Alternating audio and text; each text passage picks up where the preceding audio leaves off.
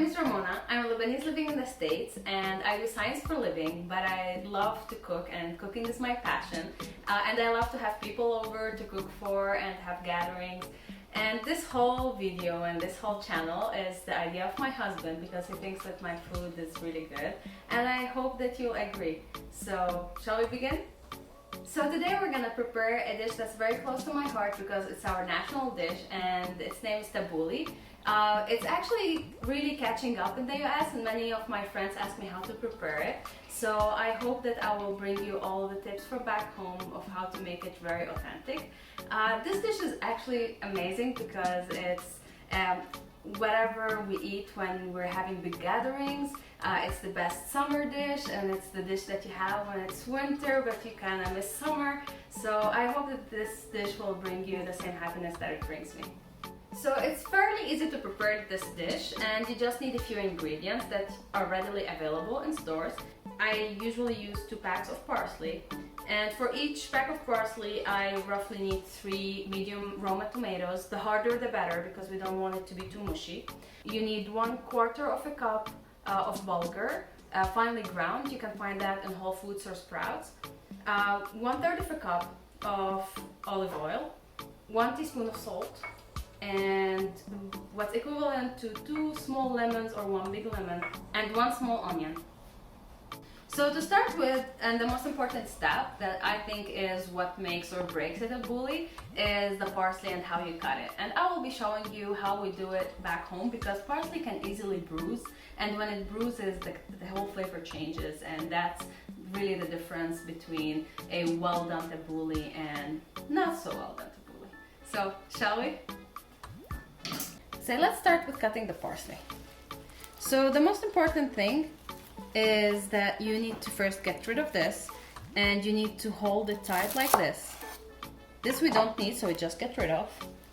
And then we put our hands in this way. We kind of use our hand to collect all the parsley together as close as possible and then start chopping in very consistent movements as close to your finger as possible, obviously without cutting yourself.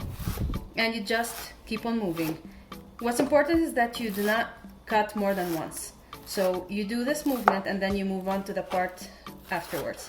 And then if you feel like the parsley is gonna get out of your hand, you just collect it again, turn it, hold it again, and then you're ready to start.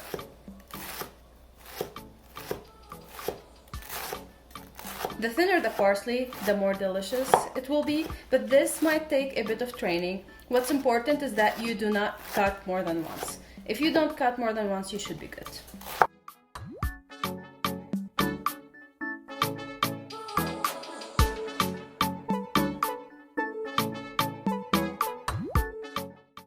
So this is the second one. I don't know if I mentioned before, but it's very important to have a very thin and very sharp knife that does not have any teeth. We also do not wash these now. We usually wait till after I cut them in order to wash them, because if you wash them before, then it's much easier for the parsley to bruise. Also, it will be much harder for you to control how you move it and how you cut it.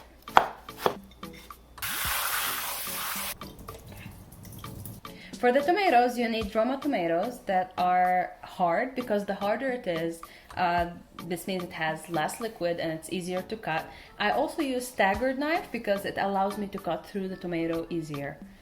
So the idea from cutting the tomato is very simple. Just cut them as finely as you could in both directions to have like these small cubes.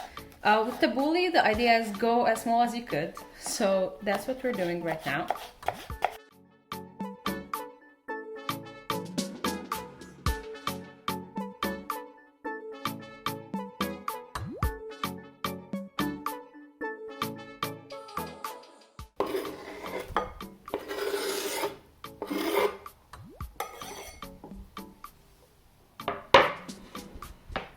So finally, the onion.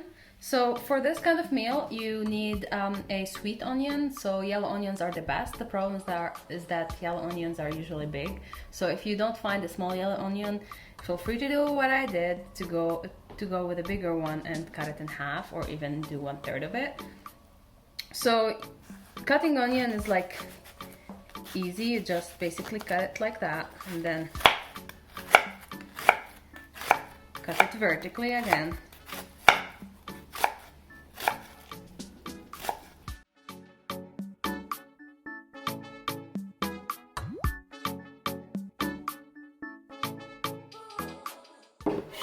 Some people would think that this tabouli has way too much tomatoes. I disagree. I love tomatoes and I think tabouli really needs lots of tomatoes, but if you are not a tomato fan, feel free to just tune it down by a couple of tomatoes. It will still taste amazing.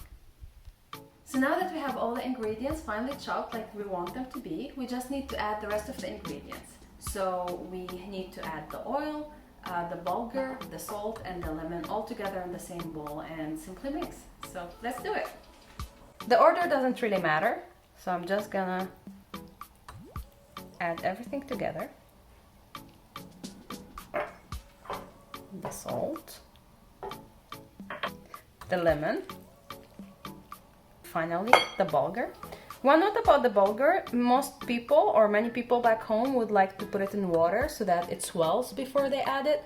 I personally and everyone in my family, we love the crunch, and it will soften once you mix it anyway. So I really like to have this crunchiness, and I think it really adds to the flavor of the tabouli.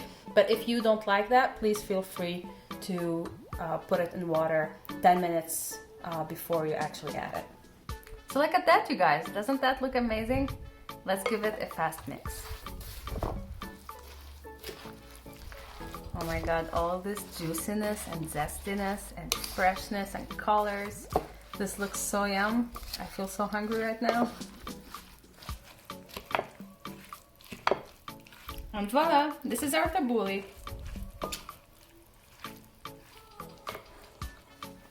Super yummy.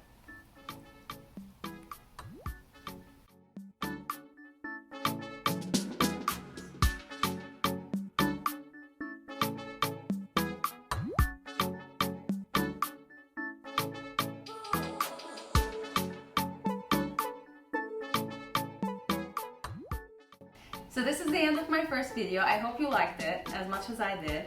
And if you did, please don't forget to support me by liking and subscribing and sharing it with your loved ones. And till next time, see you. Bye bye.